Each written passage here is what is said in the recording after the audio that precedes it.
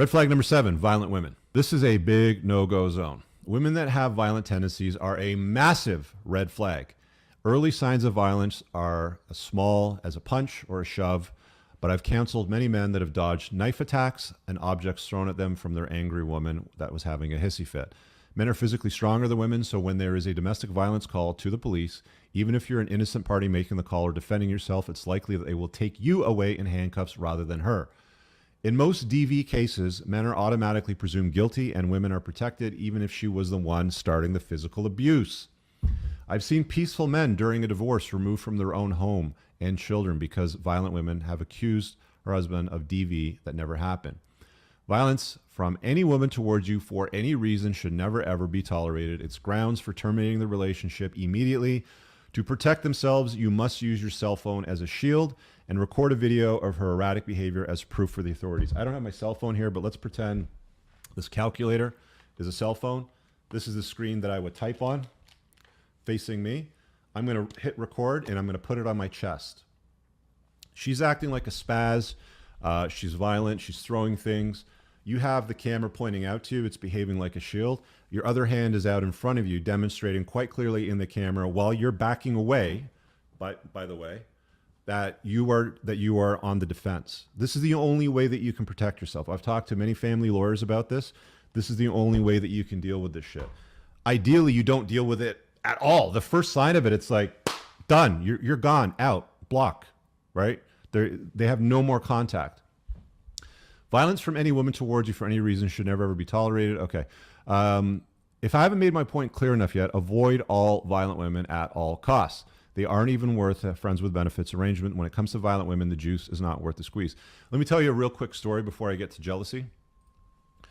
I was on this date once. Hot chick. Fitness, I don't know. Fitness model, instructor, personal trainer, whatever the hell it was. Doesn't matter. But hot, okay?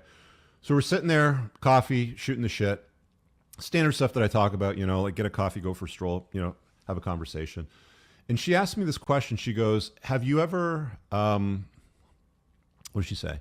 It wasn't jail. Have you ever been in the back of a cop car? I was like, no, why would I be in the back of a cop car? Why are you asking me this question? Like I'm rationalizing this, you know, in my head. Why is she asking me this question? Why would I be in the back cop car? And then it dawned on me after a second. I'm like, wait, have you ever been in the back of a cop car? That's why she was asking me. And then she told me the story about how she ended up in the back of a cop car. She was pursuing her ex-boyfriend. They were in a fight. He locked her out of the house. He didn't want anything to do with her. He wanted her to go away. She went around the side of the house and grabbed logs because he had a wood-burning stove. And she picked up a log and she threw it through the front fucking window of the house because he wanted her to go away. Like, this is a violent woman. I did not give this chick the time of day after that. I was like, done. Why? Because you have options. This is how things are supposed to be, guys. You're supposed to be able to walk away from problems in your life. You want a pleasant life. You want a good experience with women. You have to distinguish good from bad. You have to distinguish gold from fool's gold. Okay? You're going to have to dig through a lot of dirt to find that gold, by the way. All right. Let's do a number 8, extreme jealousy. Right. Women want to be with a man that other women want to bang, but they don't want their man actually going out banging those other women. This is a dichotomy of female nature that men will always struggle with. A degree of jealousy, also known as competition anxiety, is a good thing because it keeps her working hard to keep you. She's going to behave better. But it becomes undesirable when the woman is so insecure in themselves that they always make up problems to become your problems, distracting you from your purpose. She'll be like a predator drone, always keeping watch on you. She will constantly text, scan through your receipts to see where you've been, what was ordered on the receipt, look for hairs that weren't hers. She'll want to look through your phone. She'll creep on women that follow you on social media posts. She might even start creating sock puppet accounts and DMing them and saying things like, hey, do I know you? Did we go to school together? Sort of prompt a little bit of dialogue to see if she can find out if you're banging her or something like that. So they'll go to all these extreme methods and lengths, all the way down to counting the number of condoms in your nightstand drawer and so on and so forth. Women with extreme jealousy will go through elaborate steps to monitor and survey what it is that you're doing. It's exhausting. It'll drain you of your sanity, your joy, and dignity.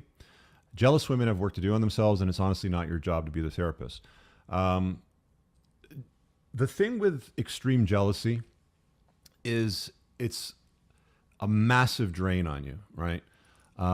You can't be productive, focused, and useful if anything that you do is always going to be questioned.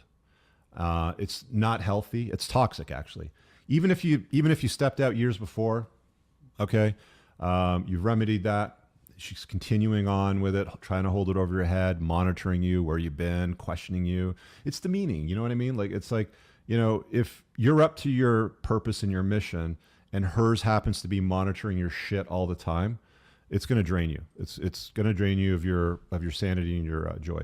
Let's do red flag number 9, party girls. We're almost halfway there. Most women under the age of 27 that have never been in a long-term relationship are in their party years. I mean, I think all women go through a party phase. I've seen women that get married in their 20s, right? Like they'll skip the 20 party year. Woohoo! Vegas, Cancun, Ibiza, foam cannon party. Yeah, music festivals. Okay, yeah. You know the girls that do that, right? They mostly do that in their 20s, but I've also seen a ton of women that got married in their 20s, very early 20s. They have their kids. By the time they get to their 30s or early, mid, late 30s, like before they hit 40, they're like, I'm not happy in this relationship. I'm bored now. I want to untie the knot and see if the grass is greener on the other side. You know, the whole eat, pray, love thing, right? That film, that book that was made famous. Women will routinely leave good men in marriages to go and explore well past, you know, their prime.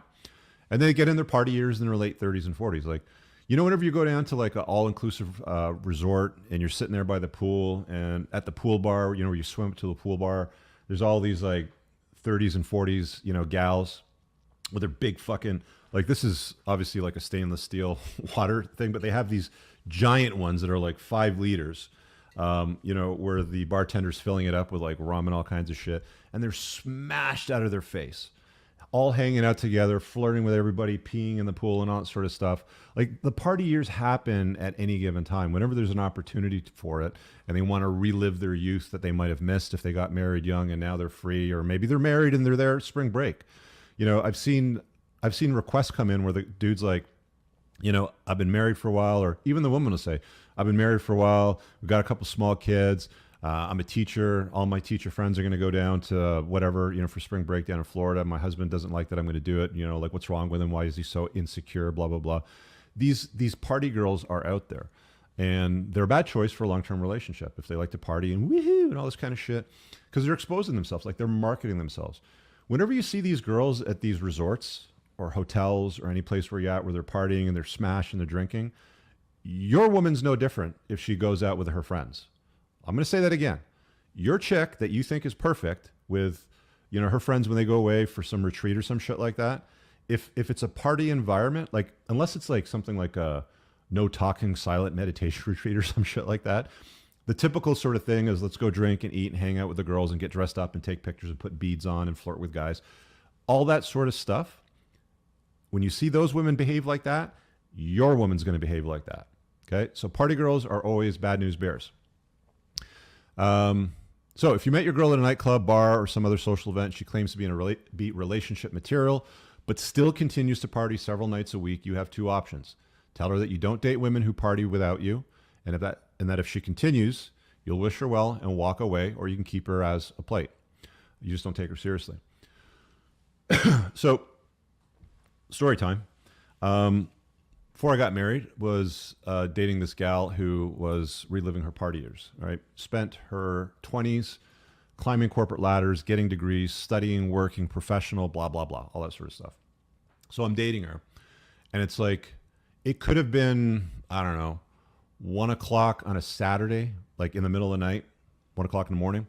Her phone would be going off with guys texting her looking to hook up, right? It's just like, are you fucking kidding me? Like, You're up my ass about wanting a commitment and wanting to be my girlfriend, and your phone's going off like crazy because of guys. Because like she was still out partying. She would still go out on a regular basis, 2, sometimes 3 days a week, with her girlfriends, partying it up. Come home at 3, 4 in the morning, like half smashed or whatever. It's just not a good look, my dudes. It's not what you want on a long term basis. So we talked about party year is not exclusive to that age. So I can skip that. So you can't be in an exclusive long-term relationship with a woman if she's going out partying with her friends regularly.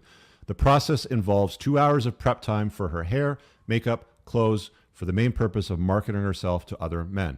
If she's going out selling herself to others, she is not your woman.